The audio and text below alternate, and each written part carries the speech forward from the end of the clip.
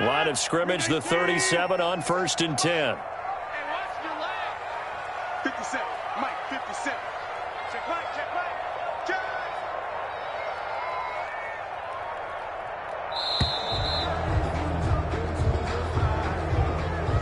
He didn't seem in a rush. I guess they just didn't know where the play clock was. I think you're right about that because there was no hurried movements there, right? No up-tempo at all. Clock just ran out. I think he was as surprised as maybe his bench was.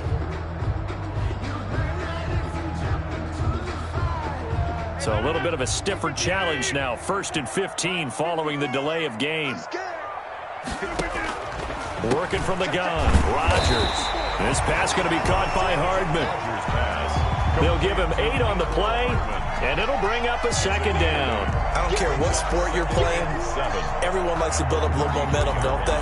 And look at this, back-to-back completions to the big target at tight end. That one not as profitable as the other, but still a decent game. 50, 26. 57 Mike. They're not ready for this, man. They're not ready for this. They still playing suck. Y'all playing the wrong. Looking to throw again on 2nd down. Rodgers.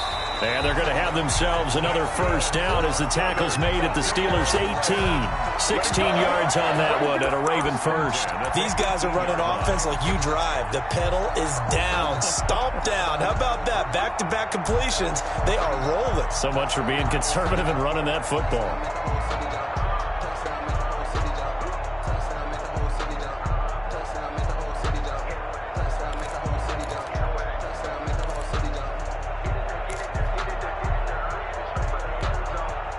They show run with 3 tight ends here on 1st down.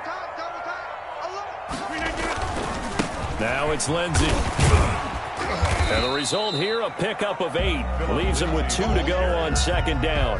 Now, I'm guessing you'd say this is kind of the key here. Grind out some yardage, work on that clock, see if you can continue to tick it down. Definitely. You want to bleed things out at this point, right? Continue to possess the football, gain some yardage, and put the onus on the defense.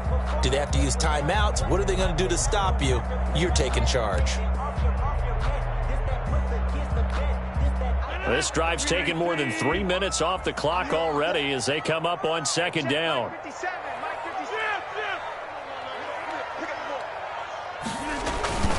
Another run by Lindsey. And he's able to get it down to the 2-yard line. That leads us to a 1st and goal. It's a pickup of 8. Starting to feel a little to me like the air is coming out of the balloon, so to speak, defensively. They're taking their will from them right now. That's what they're doing. Whatever they want to call, it's working.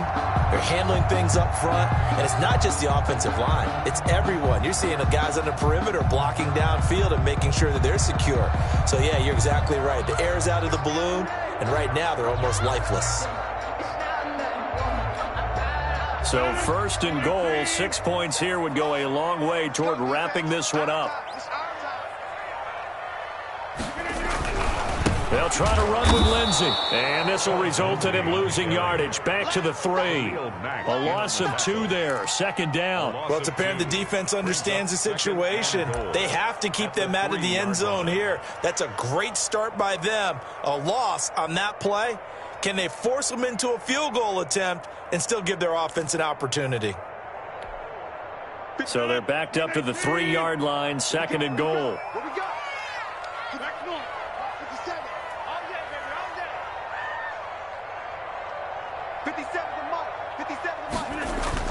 They'll look to run with Taylor. And he's going to get this back to the 3-yard line and no further. Call it no gain that time, and now it's 3rd and goal. Oh, Brandon, I'm going to tell you, this is football time to me. They're inside the 10-yard line. That's like drawing the line in the sand. Who's going to make the stand here? Defensive guys, they know if he gets in the end zone, this ball game is over. And the guys with the football right now, they're thinking, let's just pound it in there. Got to hold him to 3 to keep this a 1-score game.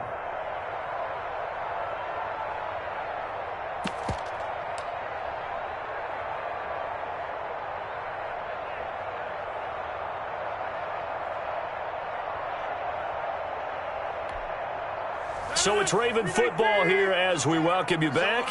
They've got it 3rd and goal now as they look for that final touchdown to salt this one away.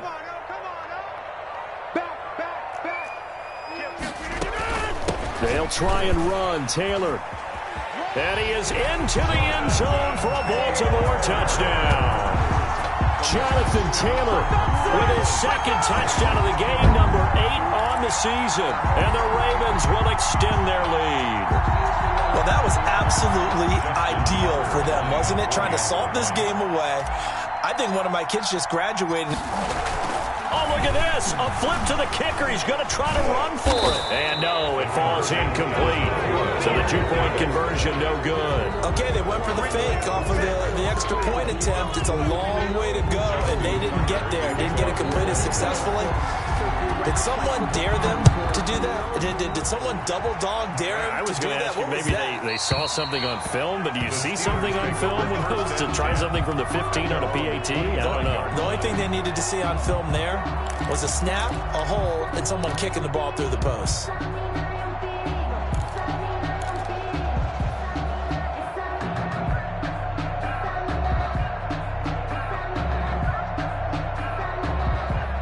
The Steeler offense here about ready for their next drive.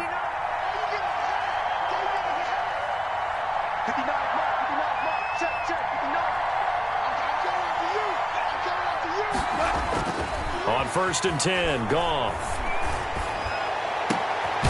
That's caught by Jackson. And they work this well upfield across the 45. 23 yards on the play.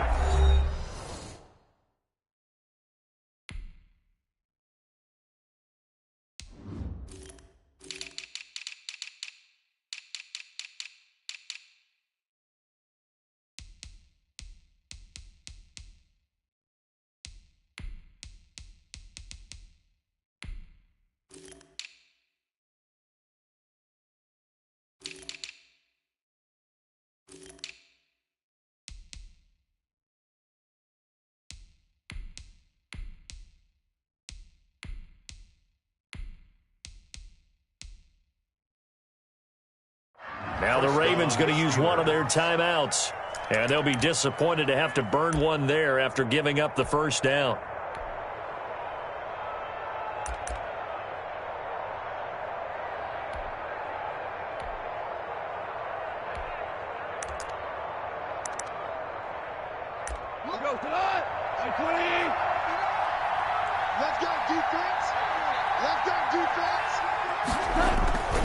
Goff now looking to throw. Rolling to his right.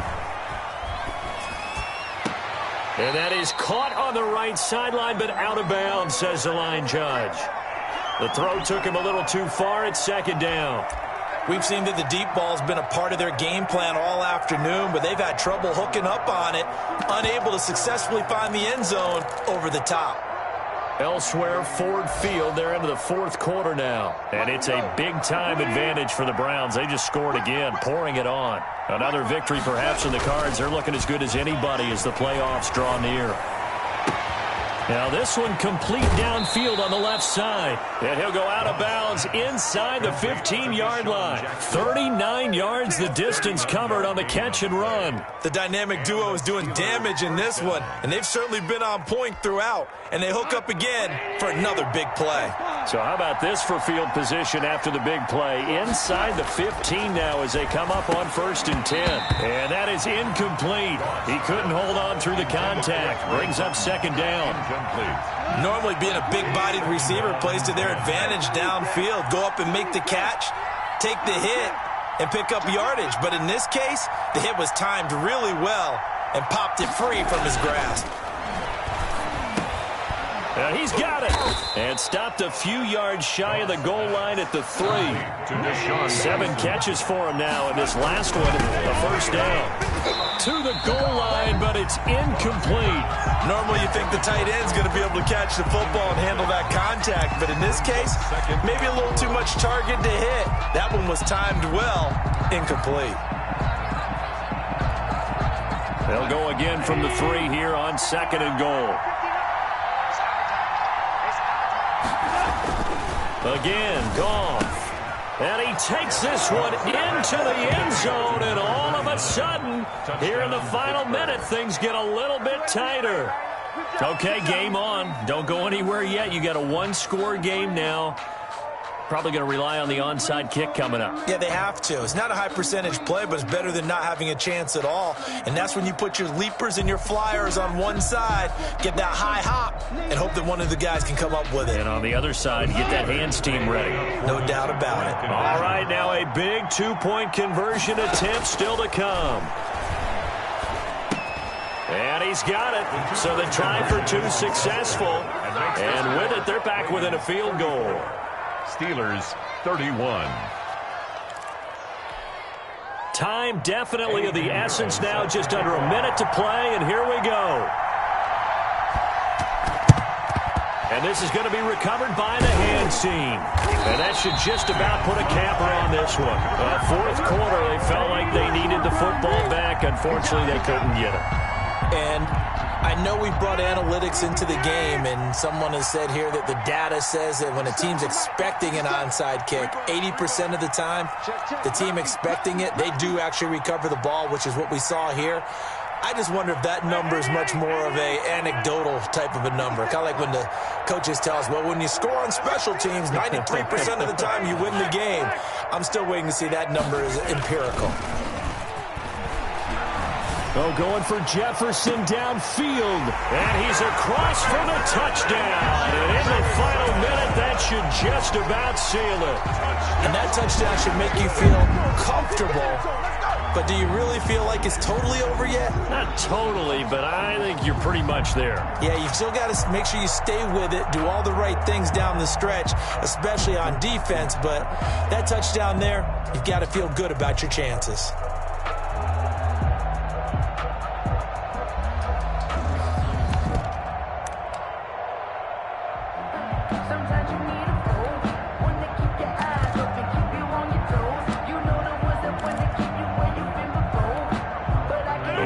Rodgers now as he'll go for the two-point conversion. Oh, look at this. They're not even going to get the two-point play off. Maybe too much indecision. It's going to cost him 5 yards. And that'll be accepted, of course, and that moves him back 5.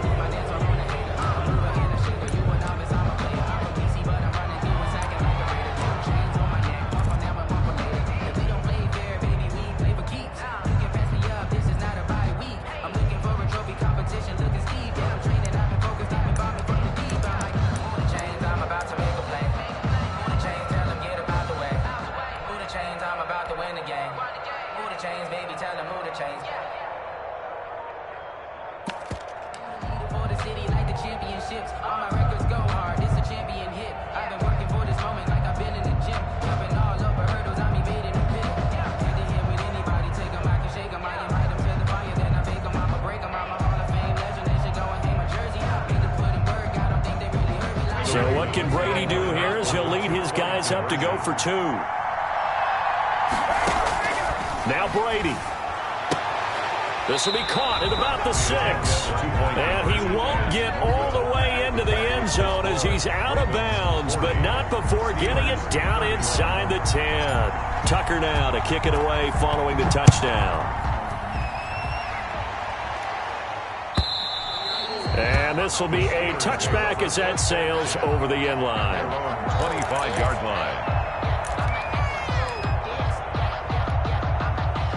The Steeler offense here about ready for their next drive. They might be thinking this is close to a lost cause here. Got to play it out. What do they need to do? Well, they have a thought process in mind already, but they can't get ahead of themselves. They know that they need to score quickly. Yep, 2-score game. Onside kick and get the ball back and then score again. But they can't worry about the last 2 points. And this is intercepted, and that should do it. Picked off by Jamal Adams.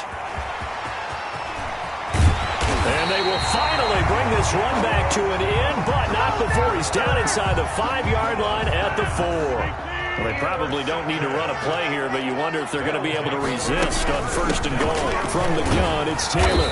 And he'll get it down close to the goal line, but not quite in. That gets him 3 yards closer here as it brings up 2nd and goal. Again, it'll be Taylor. And he stopped immediately there. The Ravens going to use the 2nd of their timeouts. That'll leave them with just 1 remaining in this 4th quarter of play. Brings up 3rd and goal.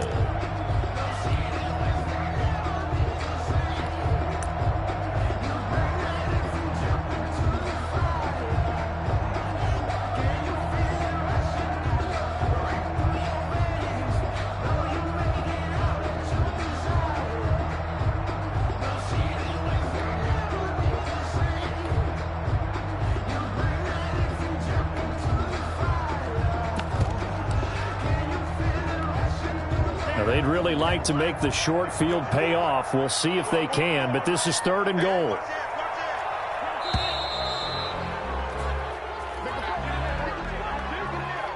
That's going to set him back 5 yards.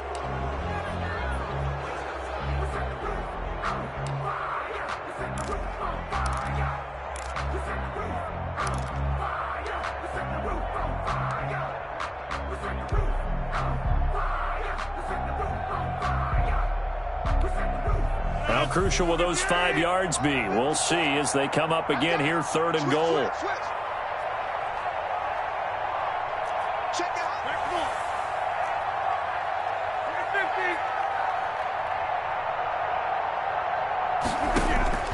Back to throw, Rodgers. And he is going to go down. Back at the 11-yard line. Rashaan Evans, the linebacker, recording the sack there. Now we'll get whistles, and they've signaled for a timeout. Not sure I see the logic in this, but we'll get a stoppage anyway with 5 seconds remaining.